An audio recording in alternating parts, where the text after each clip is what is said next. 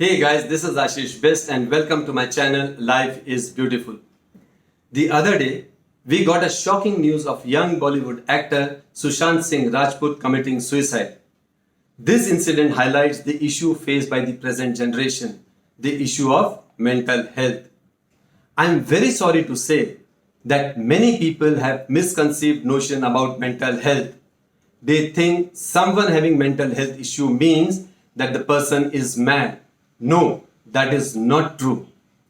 Another misconception is a person who's good in his studies, is a topper and doing well in life cannot have mental health issues.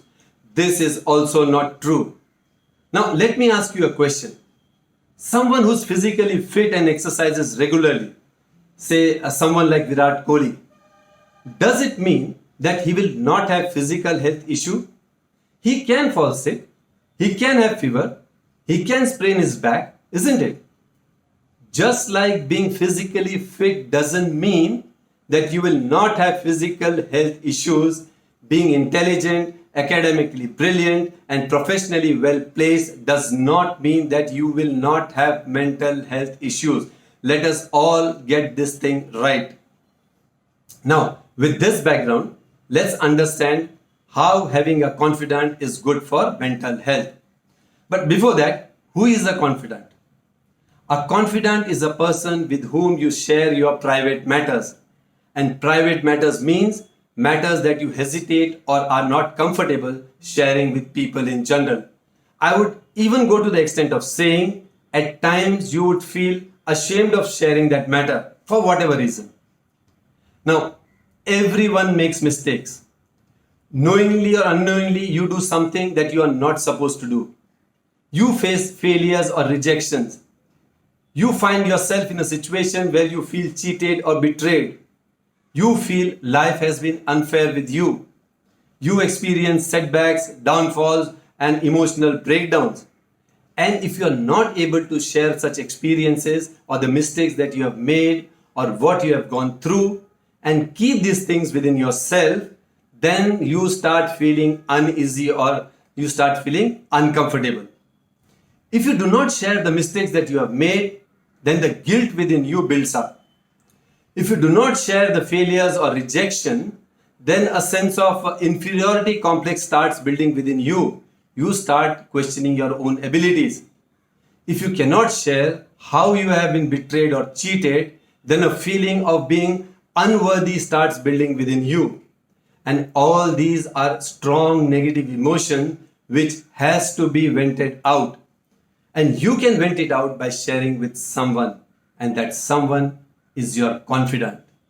Because if it keeps building within you over a period of time, you will start feeling suffocated, and that is one of the reasons for depression, and that is very bad for your mental health.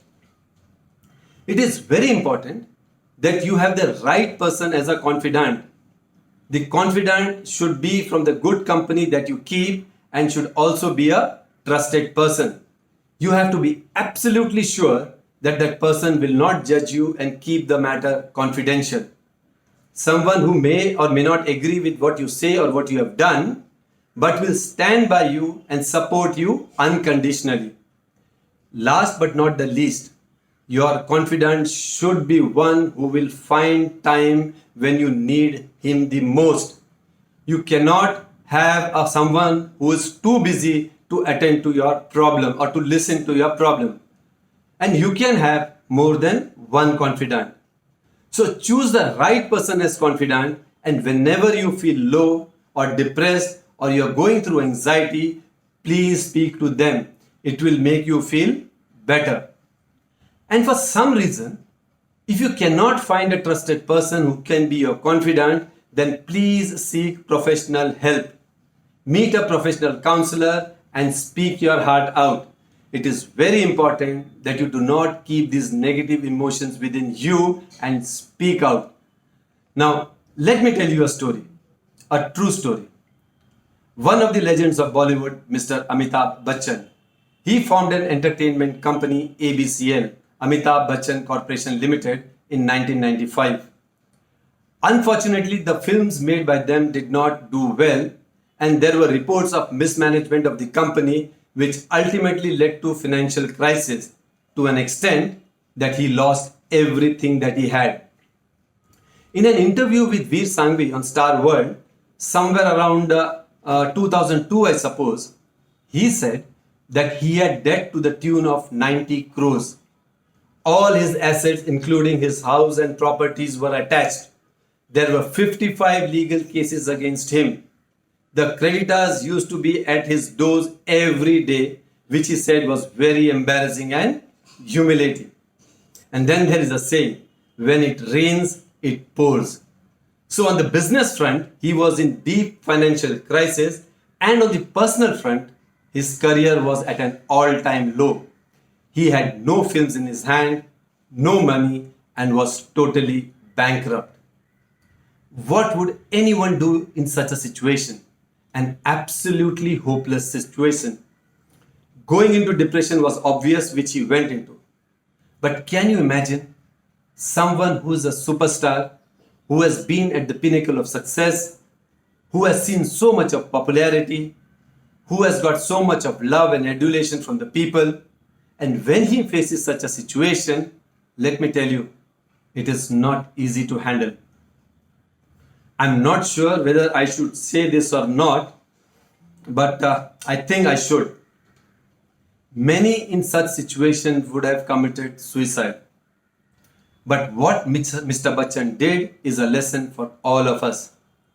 He says in the interview, I got up at 4 one morning and went to my office and sat on my desk and said, what is that I can do best? This is a very, very powerful statement and lesson number 1. Now understand this. What I can do best means what I can do best to come out of this problem, which means he was focusing on solution. Lesson number 1. When you are in problem, do not focus on the problem. Focus on the solution, how you can come out of it. Because if you focus on the problem will remain the problem and you will keep facing that problem. So please focus on the solution and think and plan how you can come out of it. He goes on to say, and I felt I could act. So I thought I should get back to acting. So I walked across to my dear friend Mr. Yash Chopra, who lives just behind my house, and I said, I'm out of job. I need a job. And that time, Yash Raj Film was working on the script of Mohabbatein and he got a role in it. Now, many people say he was fortunate. But remember, fortune favors the brave. When you are 60 and have already tasted success and experienced what being at the top means, after that to go asking for job takes lots of courage. So lesson number 2, please speak out if you are in problem. That's what is the theme of this video. Please speak out. Speak to someone you trust or you are close to, that is your confidant. And after this, he got an offer from Star Plus to host Kaun Banega Karodpati. And mind you, till then, the television artist came to Bollywood, but nobody from Bollywood had gone to television. He was the first to go to television from Bollywood. Many industry experts felt that he committed a blunder and should not have taken that step. But then, what happened? He became even more popular. Lesson number 3. If you have to take an unconventional route to come out of your problem, be brave enough to take that unconventional route. Do not let your ego come in between. Okay, this job is not meant for me. I cannot do this job. Please keep your ego aside. There is a very powerful dialogue in Shah Rukh Khan movie, Raees. Koi kaam chota nahi hota. Meaning, no work is insignificant. Now, in my earlier video, I talked about habits for enhancing mental health. But despite that, if you continue feeling low or depressed, then it could be clinical depression, for which you have to seek professional help. If you do not know whom to consult, then you can get in touch with any NGO which works in the field of mental health and they will guide you.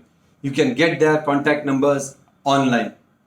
Deepika Padukone had clinical depression and she was pretty vocal about it.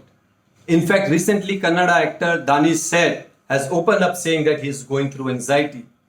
So if you are facing depression, anxiety or any other mental health issues, please do not hesitate to seek professional help.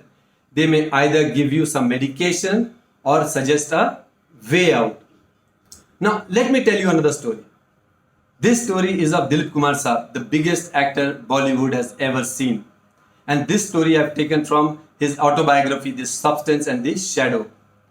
In the 1950s, he was feeling depressed. And when he was in London, he spoke to some of his friends about it. Again, he spoke. So speaking is very important.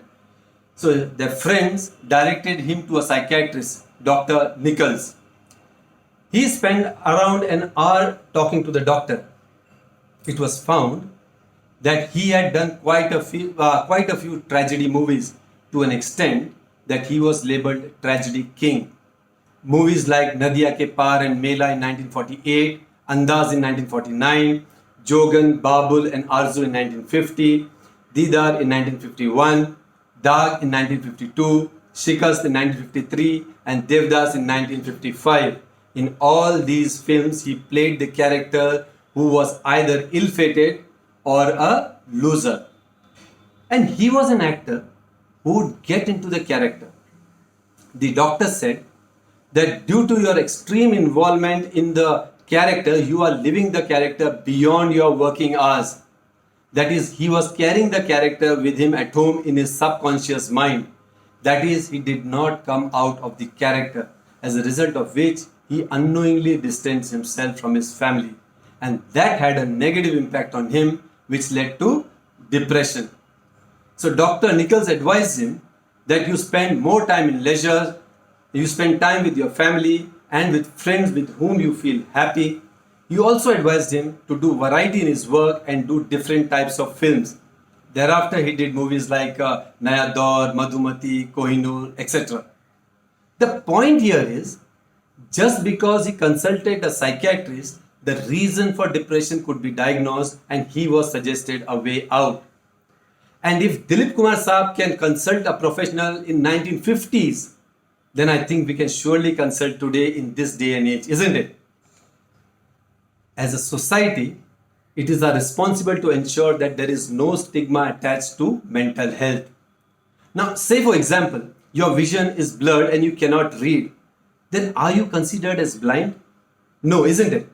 Similarly, anyone with mental health issue is not mad or unintelligent or stupid. You consult a professional, an ophthalmologist, to correct your blurred vision, and on whose advice you start wearing a spectacle. And after that, you are accepted in society. Similarly, when a person with mental health issue consults a psychiatrist, he too should be accepted by everyone in society. Please do not stigmatize. In the end, I would like to say that parent-child relationship is the closest. Can we as parents be that confidant of our child? But for that, we'll have to empathize and understand them. We cannot impose our likes and dislikes on them.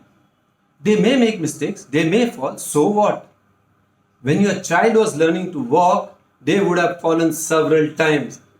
We always encouraged and supported them so that eventually they succeed in walking, isn't it? Can we still encourage them, support them, stand by them and not judge them whenever they fall in life or whenever they are down? If we can do that, then I'm sure we can win that trust and be their confidant. And let me tell you, a child can never get a better confidant than their parent, isn't it? Think about it. I'll leave you with this thought. Thank you. If you like this video, click the like button and share it with your family and friends. If you have not yet subscribed my channel, please subscribe it now. Till we meet again in the next video, be happy, keep smiling, ensure social distancing, be safe, and as I always say, life is beautiful.